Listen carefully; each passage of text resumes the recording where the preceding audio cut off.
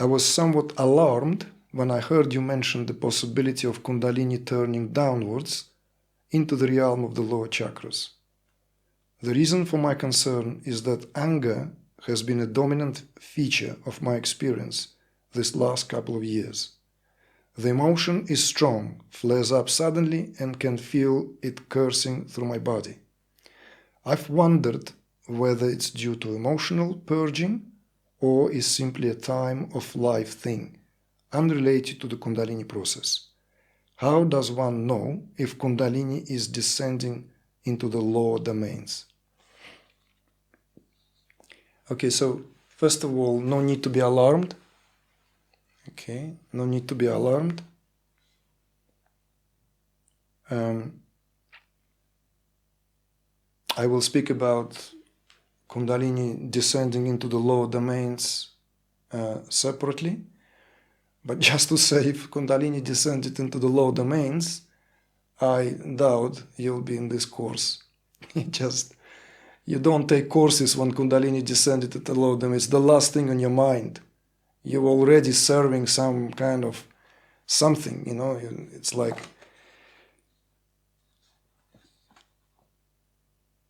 let's just wait for the analogy, but so please leave these worries asunder. However, when you say this about anger, and whether this is something else and unrelated to the Kundalini process, again, a gentle reminder that there is nothing that is unrelated to Kundalini process. So maybe this kind of an additional pointer here. If we have a proper understanding of Kundalini and what Kundalini represents, then there's nothing that's happening outside of the domain of Kundalini. Nothing. Absolutely nothing. And that goes even for something as straightforward as an accident, what we call accident, coincidence, something, falling of the circumstances, whatever. But when it comes to a response of our organism to any stimuli, to any invasion, any interaction with anything that needs to be decoded, anything that needs to be processed in any way or form, it is done by virtue of Kundalini. Because Kundalini here is that what detects and metabolizes the experience at a subtle level when we speak here. Of course, at the respective level of what is happening here and there, we will be speaking about it in terms of, like I drank cold milk out of the fridge on a winter day and then I got a cold, or I have, took too much jalapeno peppers in the midsummer when already was, and flared up. So, of course, there are different levels of conversation what can create a disbalance in the body. We can go into this aplenty. But what we're speaking about here, Kundalini represents here our consciousness. And if we have a stand which is consciousness-based, if our understanding is consciousness-based, not matter-based, in other words, if we have an understanding that everything is consciousness, then obviously we cannot have Kundalini here doing its own thing, doing her own thing, and then here we are, here is our body, here is our senses and our nervous system, and it's doing its own thing. No, obviously that is not the picture. So therefore, all this what you related here in terms of this flare-ups and suddenly you're experiencing is also not at all uncommon. It's normal part of the process. When it comes to anger, by the way, there are several so-called negative emotions, negative feelings. This in itself is a very, very big theme. We cannot afford to go there 100% because it will require a full, discussion for 2-3 hours maybe, to go into the perspectives on what do we consider to be positive and negative emotions. There are, of course, stands taken. There are, of course, perspectives which tied to, or rather related to, our well-being, as well as the ethical setup of the society, and so forth. But if we are to give this a unifying view, or to give it a unifying perspective of how this is viewed in non-dual tradition of Tantra, then there is no such thing as negative or positive emotion.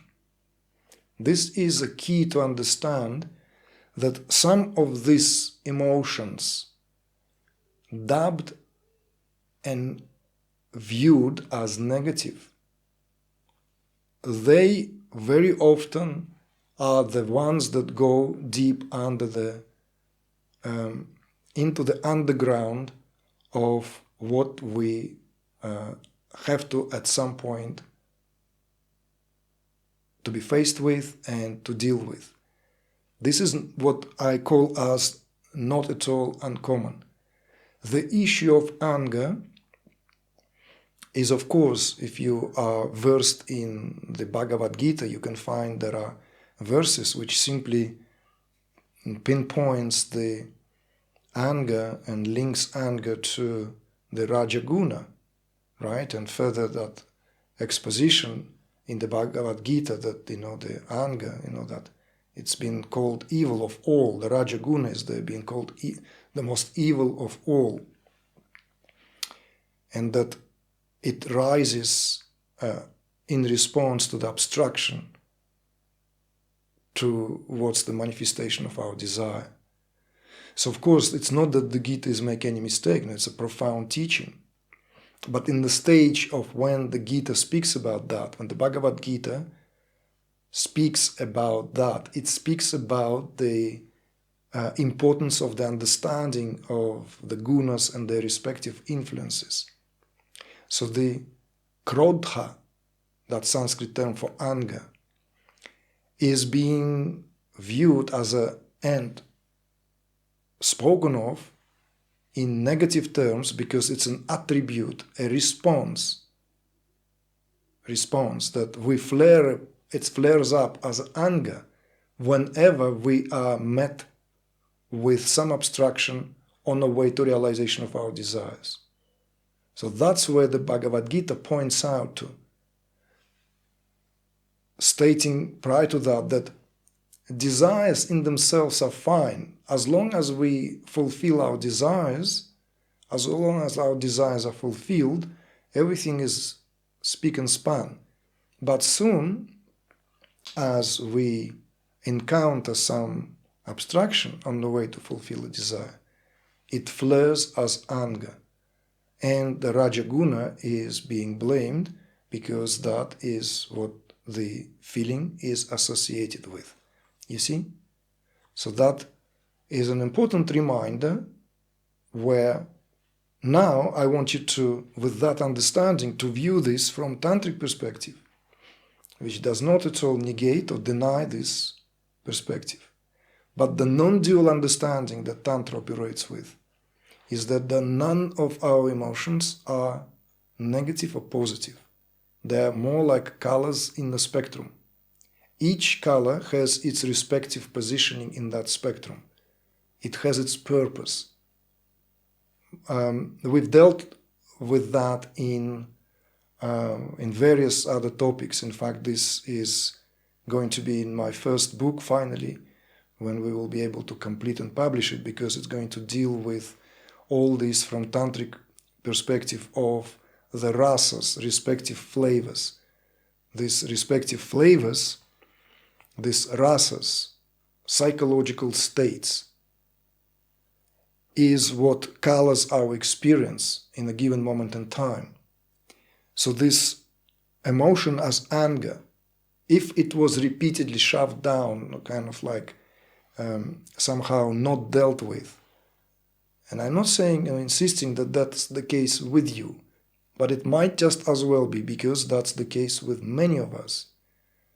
A lot of us have the issues with some of this so-called, on a relative plane, at the relative point of understanding, negative emotions, negative feelings. You see? Fear, anger, jealousy. This so-called lower or negative register of feelings are often suppressed. We all experience them, absolutely all, without exception. There's not a single saint out in the world, in the past or present, who was without an anger. The difference, of course, here is how it impacts one. You see? So that's what makes the big difference. So there is a great possibility that during the phase of purging, emotional purging, as you put it here, very, very, very accurately, by the way, we are confronted with this unprocessed, often swept under the rug emotions to deal with, because Kundalini would not have that. Our consciousness will not have anything unprocessed. So therefore, grief, let's say now, another kind of emotion, which is not exactly anger, has nothing to do with anger. Grief may give rise to anger depending on what we are grieving about, interpretation of that grief, right? This is something interesting. This is also how rasas give rise to each other and how they are interlinked. But when we, for example, are grieving, and if there is a possibility that we haven't given ourselves to that what is part and parcel of that what it means to be alive as a human being, where the full spectrum, where the capacity to feel, relate in the deepest sense to what we are going through is not there, then it will come back and present itself at times at the least expected moment in our life. That grief may just enter because now consciousness no longer wants to hide anything away from itself. So this is a very apt question, and I'm very pleased with the quality of your attention.